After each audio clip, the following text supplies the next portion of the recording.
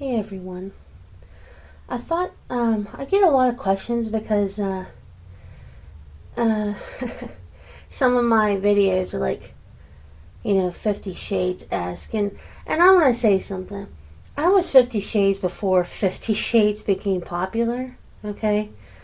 Uh, I've been in a lifestyle going on over 25 years, okay? So I don't even think that was a thing back then, but if it was, then I'm mistaken. But that never was a household name before a few years ago. So, and a lot of people ask me questions. So, let me cover some of them. I've been wanting to do this, so here we go. A lot of people ask if I was strictly a mistress, because I know I had done, mistress roles and stuff. No, actually. For a good portion of my life in the lifestyle, I was, or I always am. Even though it's frowned upon sometimes, I'm what's called a switch. I like to top and I like to bottom too. I'm guessing that, I know I'm not guessing that my perfect match is a switch too. And I always think, just like what I did, when people do want to get into the lifestyle or interested in it, do your research, and you should experience both sides. You should try being a mistress, or dominant, and then you should try being a submissive, because if you wind up being a dominant, you should always start on your knees, so you know how it's like and how to treat your submissive if you choose to be a dominant. And that's how I started, and I'm glad I did. It makes you have more respect for your submissive, and just treat them like how you would have wanted to be treated. Somebody asked, was I strict mistress? Yes. I sound pretty playful sometimes on here, but I'm a very demanding, strict mistress, actually. I don't tolerate too much, and even though I've trained a lot of people, I would never have a relationship with somebody that was new. Like new, like never knew anything about it, And some people just take it as, some people do use it just in the bedroom thing. But with me, it's not always about sex. It's gone way past that. Maybe in the beginning you're like, oh, this is fun or whatever, but no, it is a way of life. It is how you maintain yourself and stuff like that. It can be a confidence builder too, on either side, submissive or dominant, it really could. Yeah, when I am definitely in the dominant, not to say mood, but I guess, yes, I'm very strict. And when I'm submissive, I like to take care of my dominant and love him and do anything I can for him, because I know what it's like on that side. And it usually takes somebody really special to get me on my knees like that, since I am so strong-willed. And it really does. He has to be something special, and he is. He's very special. So, so that's that. So I made my own self blush because I was thinking about him. Well, let's see. I'm going through some of these. Okay, I covered that. Oh, about being online. it's good to. I never started online, obviously. It was back in the 90s where I got in the lifestyle, and that wasn't a thing. I started real life first. I mean, you can learn from online, but it's honestly not the same. You need that experience, the feel and the touch and stuff like that. Because you're in a world of shock when you come out from an online D's relationship and then going into real. It's no. It is not the same thing. There's a lot of responsibility. It's just not like even if you're doing stuff on webcam or something, having your submissive do something, or your dominant's telling you to do something, it's not the same. It's really not as them being there with you, you being in their spaces. It's not the same. So I would suggest looking locally to join certain groups. Like our town around here has what's called munches. They're for people to come in and talk about the lifestyle, meet some people, stuff like that. But really get involved in your community and try to, I guess, stay away from online, because your best bet in the beginning is a start in real. So a lot of things can be misconstrued online too by typing or whatever, but when you're one-on-one with somebody, there's usually not a gray area. Hope that answered your question. Okay, let me see. No, my age. Now, I've said my age before. I just turned 43, so. Yeah. Now, I was 18 when I started. Okay. Oh, my first dominant. Okay. I had gone to the munches and the BDSM parties and hung around some people and stuff like that, and I was a wallflower, and this very tall man befriended me, and that was my first master. I don't like talking about him too much because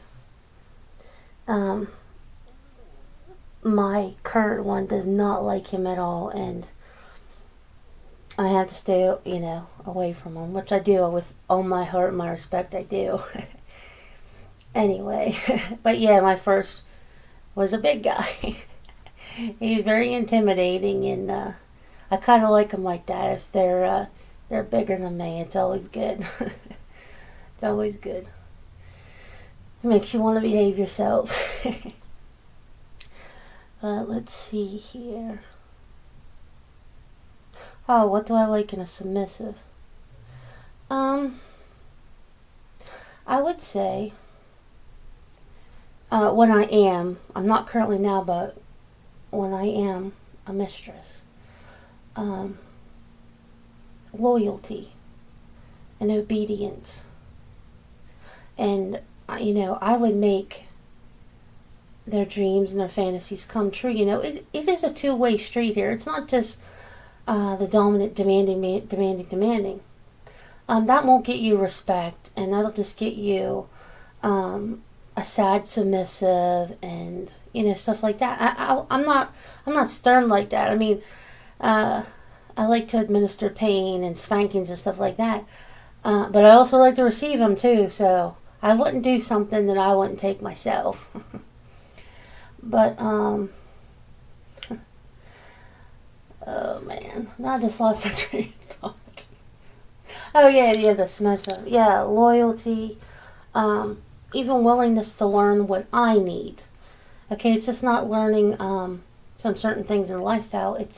It's knowing how to read me and stuff like that. That's very important.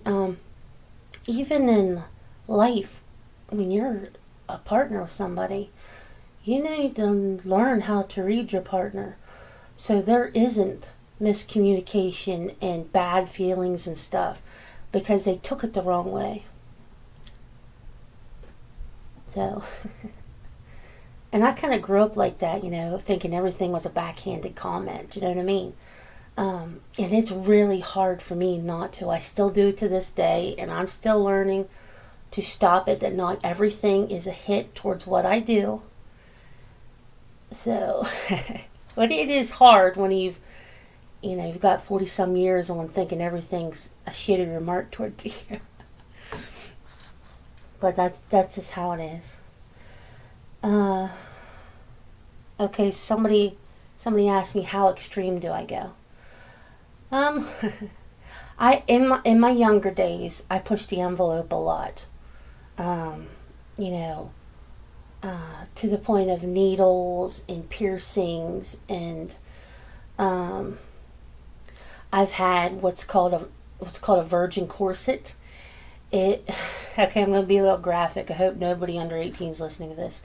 A virgin corset is when they sew the woman's vagina lips together, like in a crisscross pattern, and when the dominant wants to have sex with her, they bust through it like she's a virgin again, and it's called a virgin corset, and it's very painful, and it does rip you a little bit, but they just do the skin, like, you know, just the outer little bit of skin just to catch it enough to do the corset. But that's probably some hardcore stuff. I've done zippers. I've done a lot of extreme stuff, you know, extreme caning, and that's just because I had something to prove, and I was pissed off at myself and pissed off at the world. So I really, and it can be detrimental to you. It really can, because wanting that stuff all the time is not good. You know, being with somebody so sadistic, and it just takes it to another level that psychologically it's hard to get over. And I still remember that. So I'm not that much into that as I was. I'm more into the sensual now, and just trying to stay out of trouble. That's what I'm trying to do. So I'm not very good at it, actually. I'm not good at staying out of trouble. Trouble finds me. I could try to keep my nose clean, and oh no. I just think I attract trouble. That's okay. I'll deal with it, but that's how it goes. Okay, let me go through this. Oh, is it just for sex? No, it is not just for sex. It can be to liven up, you know, the plain old bedroom stuff, I guess. But and a lot of people do that. They're bedroom doms. That's fine. That's their thing. I'm not. I have tried to go vanilla, quote unquote vanilla, and I had for a little bit, not very long, and then I don't like it. You know, it's like going from a beautiful, vibrant, colorful world to being colorblind and not seeing things right. That's how once you usually get a taste of like good BDSM, not the kind that's psychologically damning to you, not that type of abuse, but the good, loving, you know, guiding kind like that. You'll crave it and want more and more. So I think that's about it. There might be some on my other one, but we'll let it go at that. I just wanted to cover, because I know I held off doing some questions about it, because it might make people feel uncomfortable, and totally coming out there like that about, you know, who I am and stuff. I'm sorry if it offends some people, but this is my life, and I'm sharing it on YouTube. So take it as you will. Just please don't make disparaging comments about it, okay? I mean, we're all people, we're all human, we all have our different kinks and likes, so, you know, if you don't have anything nice to say, you know what they say, don't say it at all. Alright, guys, I will be on tomorrow for our Friday chat. It might be during the day, it might be night, you know how it goes with me, I don't know. Just depends on if it's gonna rain or not. So, I love each and every one of you. Especially love. Master storyteller. And you guys be nice to each other. Well, take care.